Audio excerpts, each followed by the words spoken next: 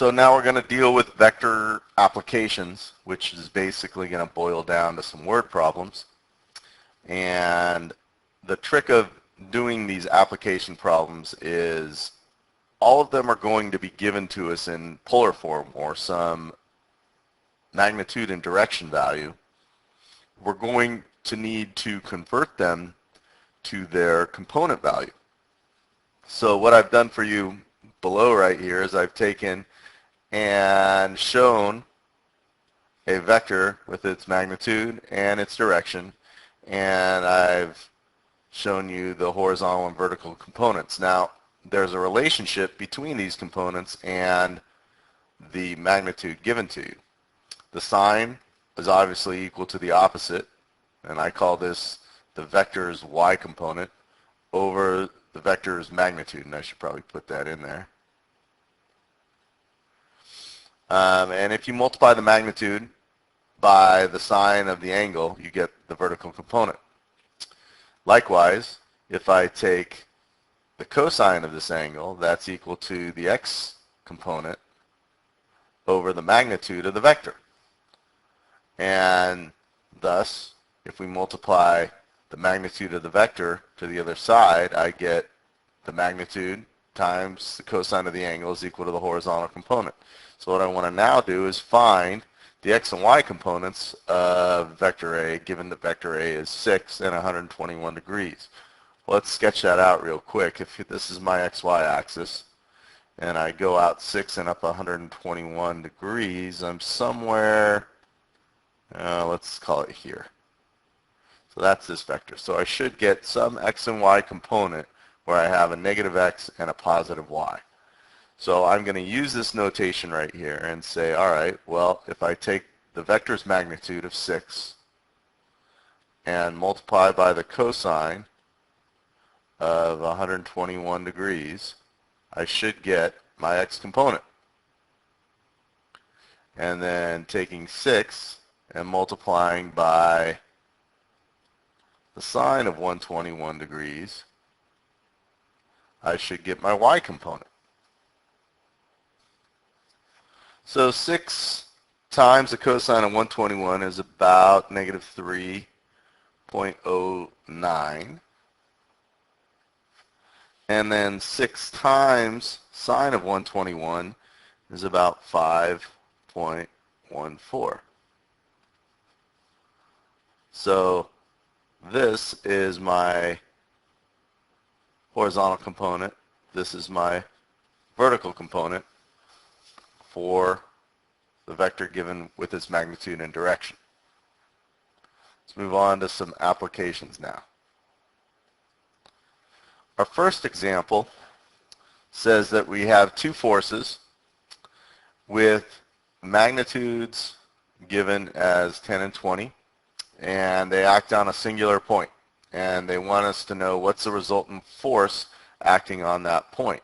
So basically all they're asking us to do is calculate the resultant, or the sum, of force 1 plus force 2. So basically we're doing force 1 plus force 2, and these are both vector quantities.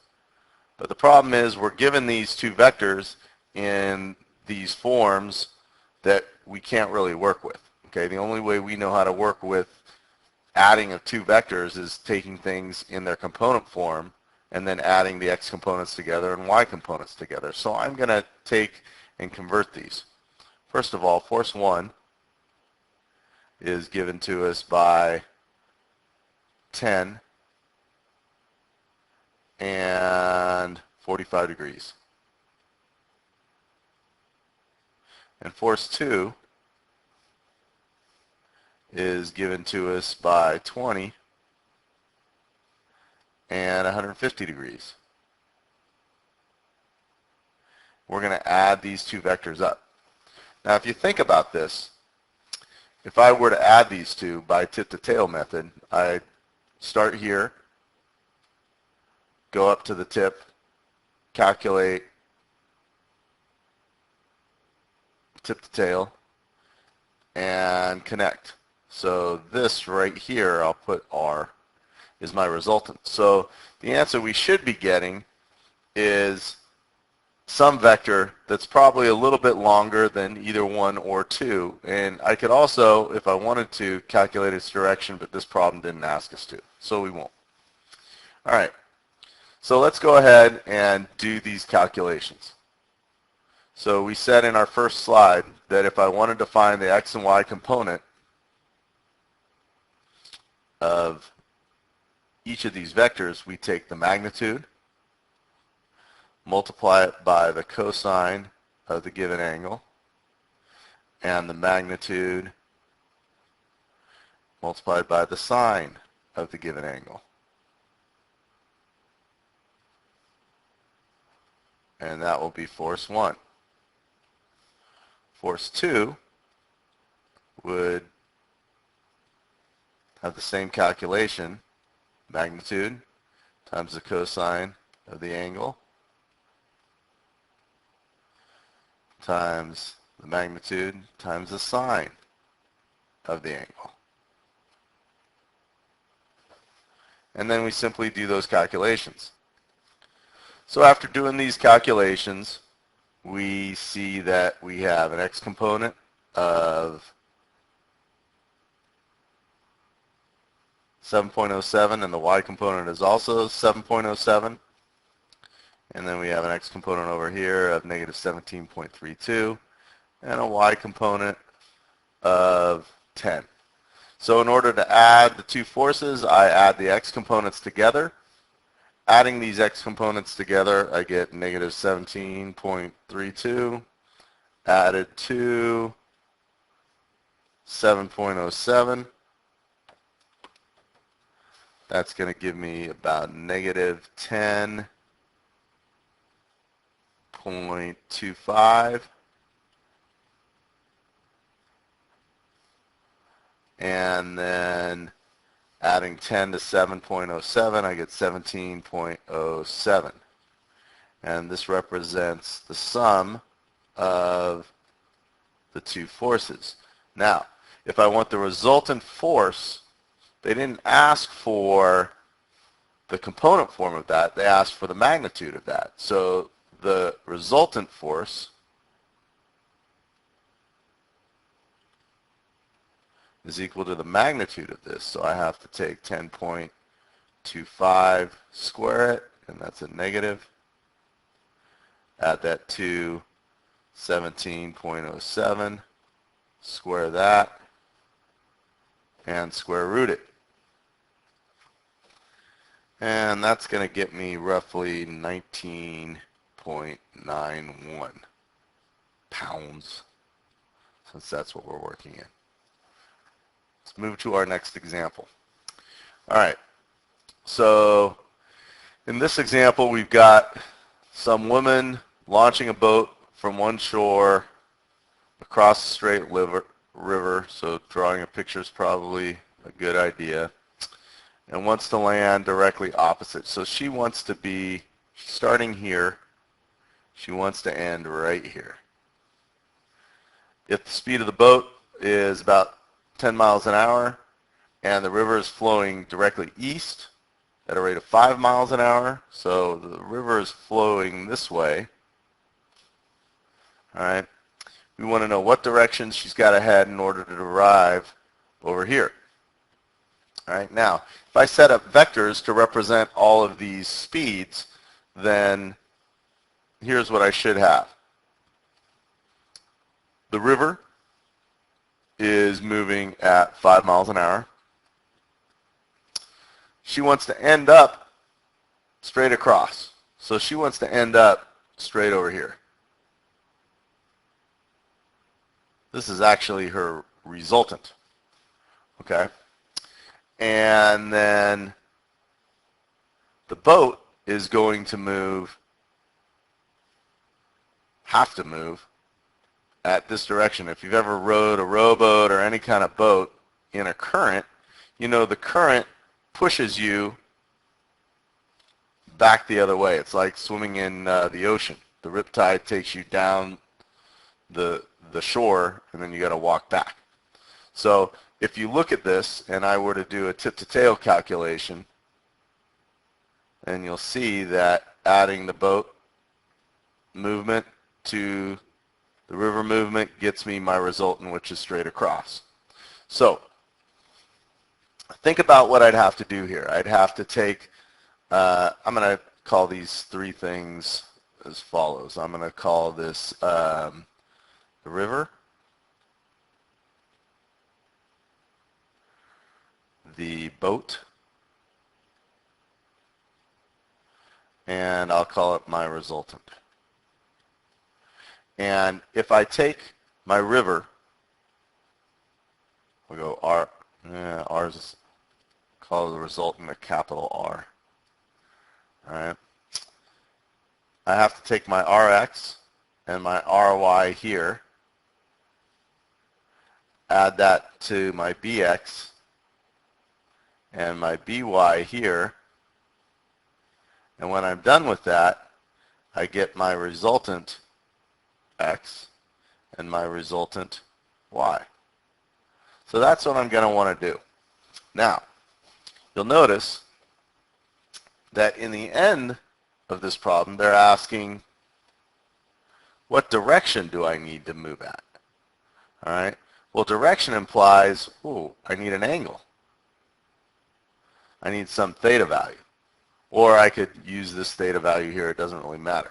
So when I'm done, I'm going to be given an x and a y, and I'm going to have to calculate an angle, which means that if I'm given some x and y value, and I have to calculate this angle, I'm going to have to use a sine or cosine in the end to get my answer. All right, now, you'll notice that in this case, my river, I can get my x and my y components pretty easy. You'll notice that in this, I have a x component of 5 and a y component of 0, as you can see in the picture. To find whatever the boat x and y components are, I'd have to actually use the magnitude, which I do know, 10 times cosine of some theta, which I don't know, and 10 times some sine of some theta, which I don't know. That's going to give me my resultant vector. Now, I do know something about my resultant vector. I know my resultant vector is going to have an x component of 0. And I know that its y component is going to be whatever 10 sine theta is, but I don't know what value that is. So if I look at what I have in my problem and I want to find my angle, notice I know that 5 plus 10 cosine theta is going to equal 0. Well, I can solve for theta in this, and since theta is what I'm trying to get as an answer, because I'm looking for what direction should they head the boat in, I can go ahead and do some simple algebra. So I have basically what, negative 1/2 is equal to cosine of theta. Right? And if I take the inverse cosine of that,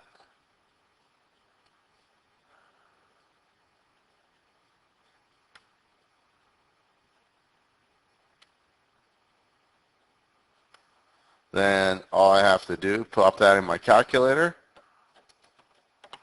and I end up with theta equaling 120 degrees. So instead of this angle right here relative to the west, they've given me the angle relative to standard position, which is fine. All right. So I'd have to head at 120 degrees of east in order to get straight across the river, which makes sense. All right. Let's do another example. So in this problem, we've got a situation where two tugboats are pulling this big ship, and we want to pull the ship in a straight line. And they want to know, what do they want to know? They want to know if the ship is going to travel on that straight line, what angle does that top ship have to be at? All right. Well, this is a similar problem. The vectors are drawn here for us. So what we want is we want to basically take, we'll call this, how do I want to do this? Let's call this tug 1 and tug 2. All right. And we'll call this the ship.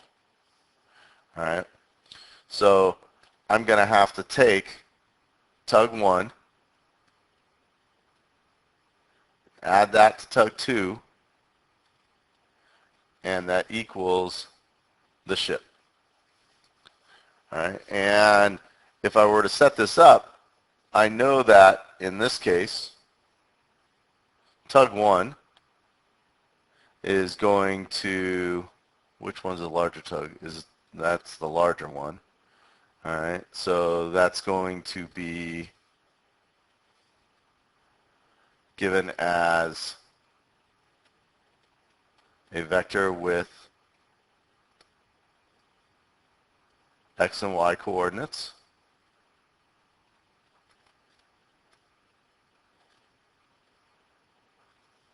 And the second tug is going to have x and y coordinates, or vertical and horizontal components. And that's going to equal the ship and its x and y components. Now, what do I know about each of these? Well, as we've done before, when we've converted from polar to rectangular, we've taken our magnitudes, which in the first tug's situation is 4,000, multiplied by the cosine of some angle, which I don't know in this case for the first tug. And I'm going to add that to 4,000 times the sine of that angle, which I don't know. And in tug 2's case, which has an x component of 3,200, cosine, well, in this case, I have an angle. And it shows 30 degrees, but it's 30 degrees in the negative direction. So I'm going to say negative 30. And 3,200 times the sine of negative 30. Whoops. And that's going to equal the x and y components of the big ship. Now, the x and y components of the big ship, I know one of them. I know its y component is going to be 0, which makes life convenient. All right? I don't know the other component. All right? And they asked if the ship's going to travel on a straight line, what angle does the larger tug have to make? So again, this is just like the problem I previously did. I can find out this angle by setting the sum of these two, 4,000 sine theta plus 3,200 sine negative 30, set that equal to 0. All right? Well, if I take 3,200 and multiply that by sine of negative 30, I end up with roughly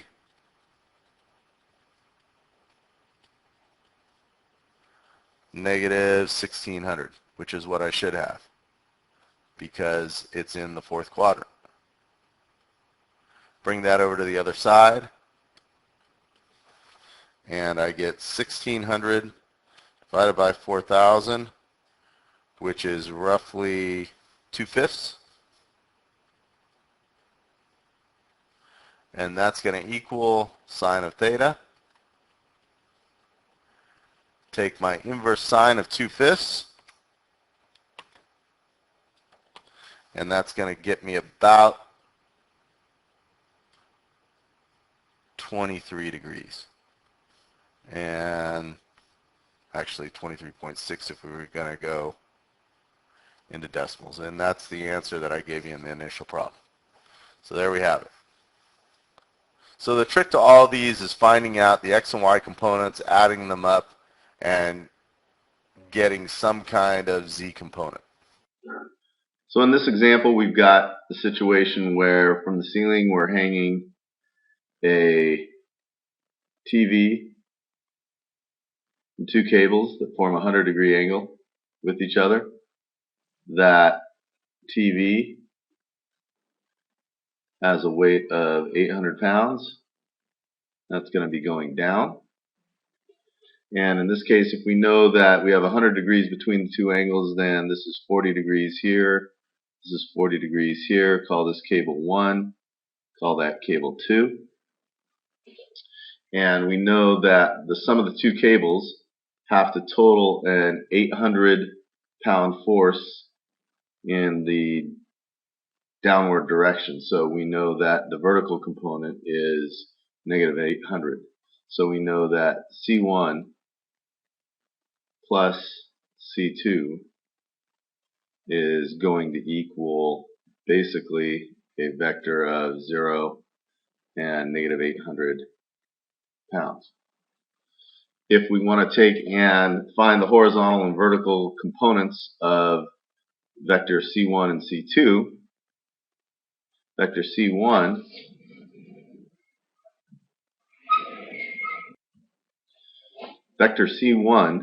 is going to be made up of horizontal and vertical components as follows. To get the horizontal, I take the radius or the tension of the vector, which I don't know. I'm just going to call it C1 cosine 40 degrees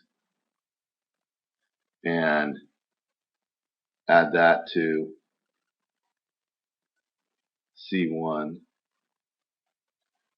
sine 40 degrees. So that'll be the horizontal and vertical components of that vector. And then C2 will be the magnitude of C2 cosine 40 degrees and C2 sine 40 degrees. Now, these appear to be the same two vectors going in the same direction, and clearly they aren't. If we look at our picture, we see that vector C1 has a horizontal component pointing to the right and a vertical component pointing down. So in this case, we're going to call C1 cosine 40 positive, but C1 sine 40 is going to be negative. And then if we look at vector C2, we notice both of its components are pointing in the negative direction. So we're going to add that to our problem right now. We said that the sum of the two vectors have to have a total of negative 800 in the vertical component. So I will take and add vector C1 cosine 40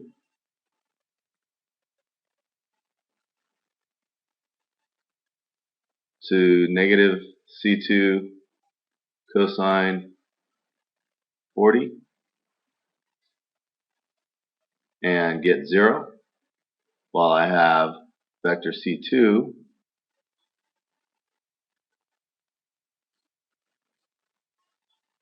sine 40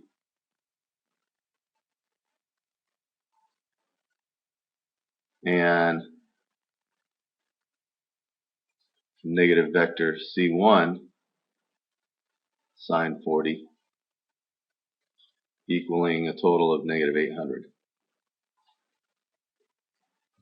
So this problem is going to work out somewhat nice, because if you look at our first equation in our system, we notice that C1 cosine 40